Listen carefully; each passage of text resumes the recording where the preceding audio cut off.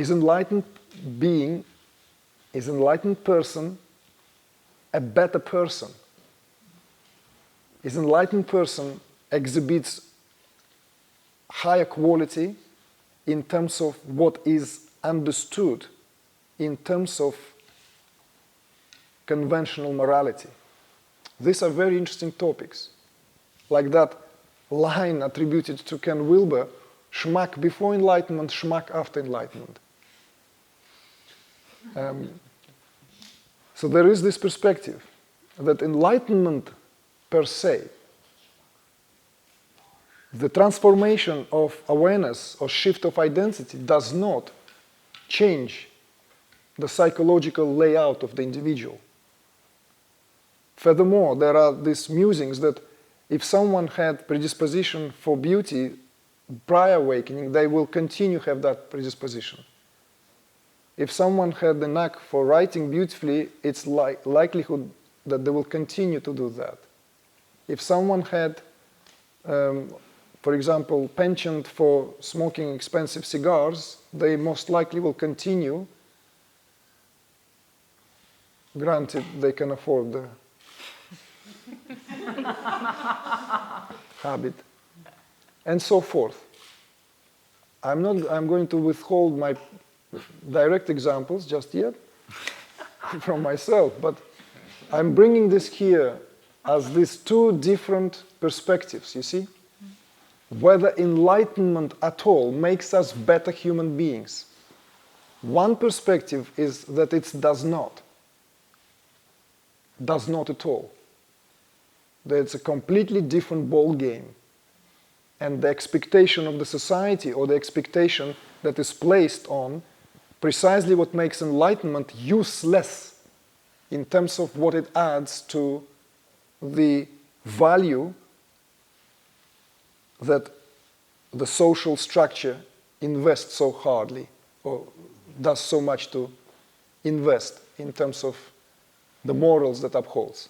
Religious codes of conduct certainly do, but enlightenment doesn't. That's one perspective. Another perspective, of course, is that if there is an expansion of consciousness, if there is expansion of awareness that leads to that radical shift in awareness, radical transformation of consciousness, then that must make the individual much, much more evolved in every department. It must make an individual less bound by personal hang-ups, to put it plainly. We don't know whether this or that is true, simply because we cannot go by examples. If we do, examples often are contrary to this, what otherwise still remains as assumptions. What is certain here is that in the case of someone who goes through this breakthrough, life lived in freedom, that being is simply free.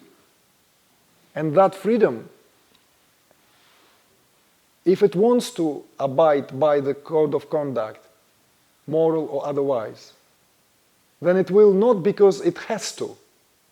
It will do it out of its own volition because the will undergoes change as well. If it doesn't, nothing in the world can make that individual to abide by these laws. You see? This is again why in the community structures, in the any community structures which would form larger institutions, awakening was always a threatening of a status quo. Because prior to that, everything is well organized, and then suddenly you become a rebel. And we know that some of the greatest Christian saints have been known for having that notoriety to them. Namely, Saint Teresa of Avila is known for being a rebel. There were even questions of her excommunication. And that was even the story with St. Paul.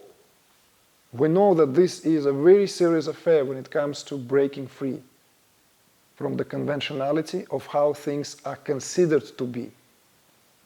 For the free being, all this considered to be end